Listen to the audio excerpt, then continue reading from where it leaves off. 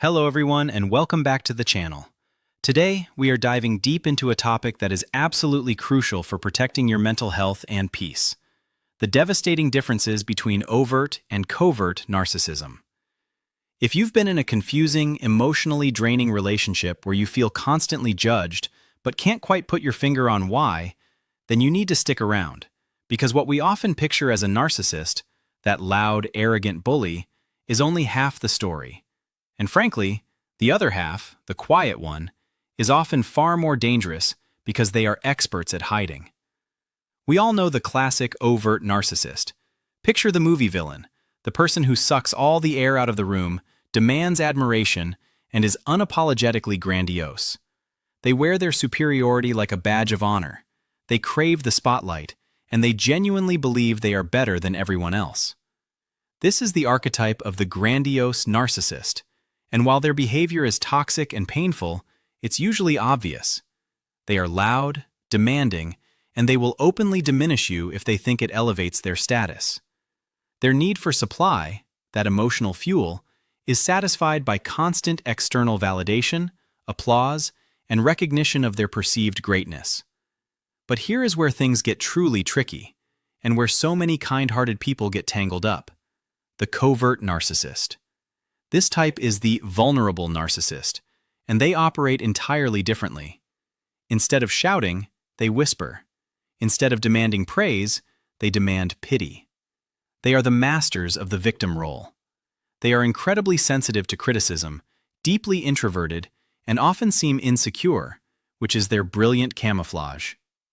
You might mistake them for being shy, anxious, or just having low self-esteem.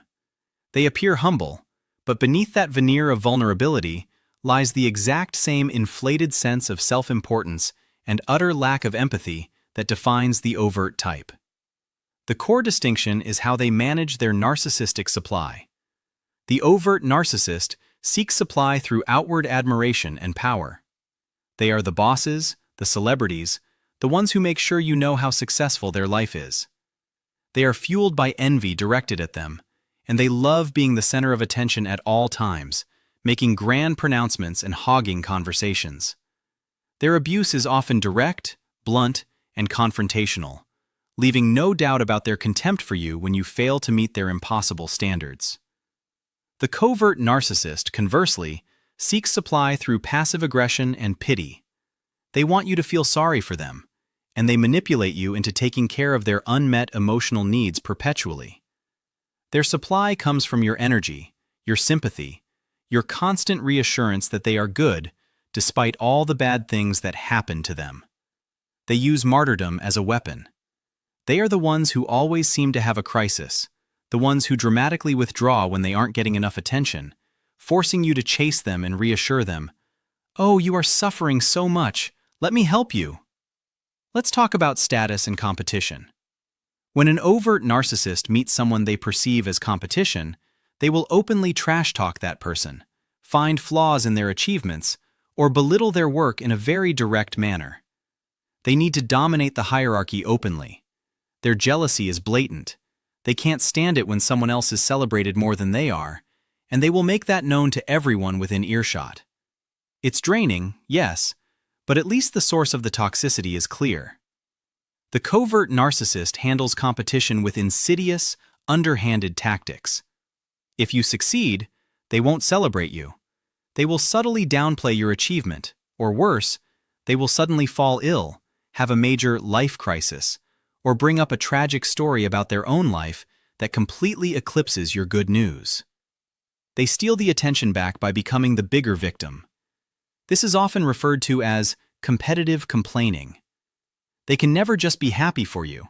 They must redirect the focus onto their own suffering, making your joy feel selfish. In social settings, the difference is stark. The overt narcissist will be loud, dominating the conversation, telling exaggerated stories about themselves, and constantly seeking validation from strangers and acquaintances. If the attention shifts, they might interrupt or raise their voice to pull the focus back. They thrive on the energy of being perceived as important or powerful, often name-dropping or flaunting material possessions to maintain their elevated status in the group dynamic. The covert narcissist in a social setting is far more subtle, but just as needy.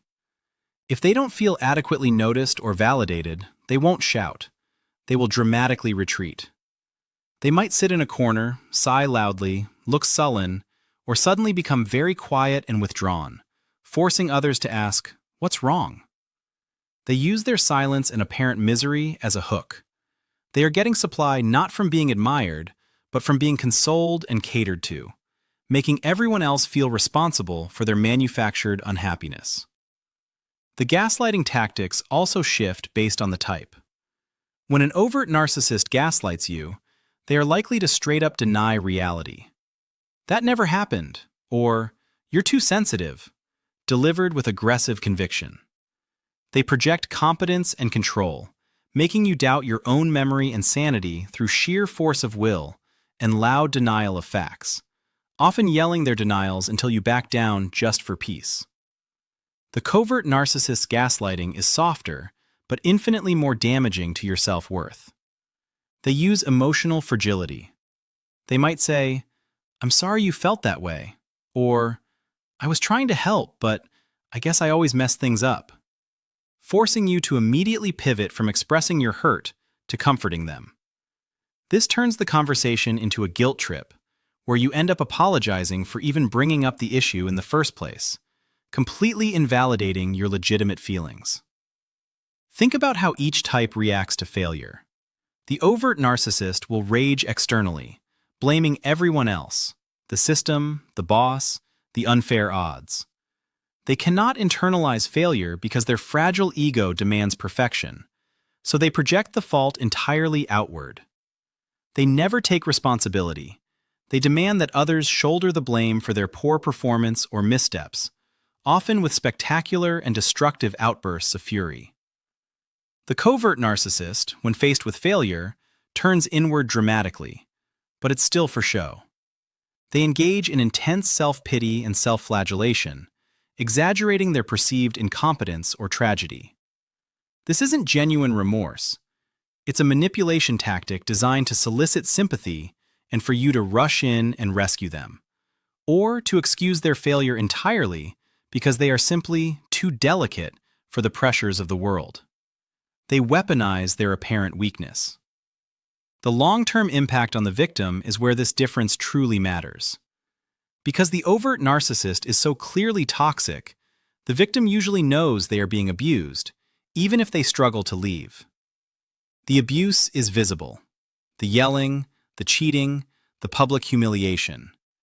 It is a clear-cut case of dealing with a bully, and outsiders can often spot the problem quickly and validate the victim's pain. However, the covert narcissist victim lives in a fog of confusion. Because the covert type appears gentle, anxious, or suffering, the victim often believes they are the problem. They think, "I must be asking too much," or "They are so sensitive, I need to be more careful." The abuse is delivered through constant emotional withdrawal, passive aggression, sulking, and silent treatments, leaving the victim feeling perpetually exhausted and guilty for things they haven't even done. This is why understanding vulnerable narcissism is an absolute SEO priority for mental health resources. If you look up narcissism and only see images of loud, powerful CEOs, you might completely miss the truth that the most damaging person in your life could be the one who sits quietly in the corner, criticizing the world and demanding pity. Their quiet misery is their greatest weapon for keeping you enslaved. One of the biggest red flags for the covert type is their underlying sense of entitlement, which is often disguised as unmet needs. They believe the world owes them success, happiness, and constant care because they are fundamentally better or more sensitive than others. They feel entitled to special treatment without ever having to openly ask for it, using their vulnerability as leverage. When you start to push back, the true narcissistic injury manifests. The overt narcissist will likely erupt in full-blown rage, threatening, yelling, and demanding submission immediately.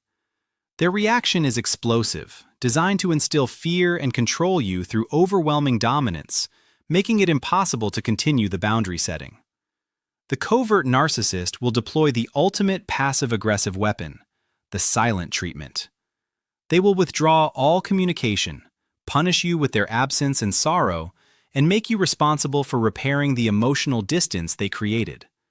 Their anger is cold and isolating, often lasting for days or weeks, forcing you to beg them to speak to you, thereby reinforcing their control over the relational dynamics. The fundamental belief system is the same for both.